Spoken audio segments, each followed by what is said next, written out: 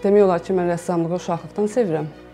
Professional formada 2010-dan fəaliyyət göstərirəm və bir çox qrafik üslubda, portret rəsmləri də çəkirəm.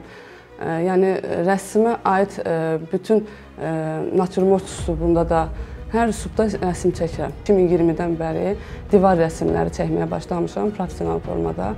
Yəni, bununla nümunə olaraq bir neçə bağçalar var. İnternetsiz, yəni heç bir yerə çıxış yoxdur mənim üçün.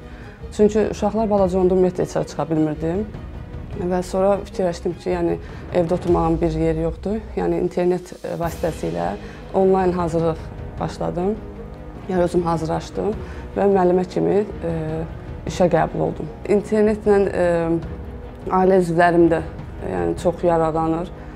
Yoldaşım öz qurduğu ticarətin internet vasitəsilə yayımlandırır və kənddə şəhər həyatı yaşamağa başlamışam.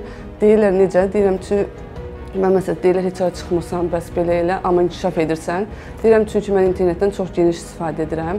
Yəni heç bir təəssüflük hissi yoxdur ki, mən şəhərdə niyə yaşamıram, şəhərdə niyə mən edə bilmirəm. Kənddə də bunları etmək mümkündür. Əsas odur məqsədin olsun. Bizə də ki, əsas odur, Aztelekom buna şərait yaradır ki, biz bu vasitələrdən istifadə edib, qabağa gedib inkişaf edə bilək. Mənim indi hal-hazırda səhifəm var, həm Instagram səhifəsində, iş səhifəsi kimi, həm də indi hər kəsin istifadə elədiyi TikTok səhifəm var. Orada da mən ancaq rəsm əsərlərimi yerləşdirmək üçün istifadə edirəm.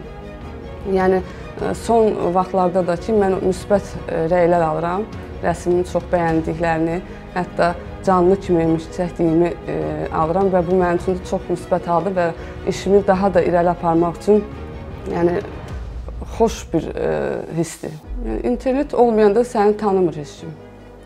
Yəni, belə bir rəssam olduğunu, yəni, belə bir fəaliyyət göstərdiyimi heç kim bilmir. Yəni, internetdən sonra artıq məni demək olar ki, Bərdədə tanınmırdımsa, indi demək olar ki, çox adam məni rəssam kimi tanıyır.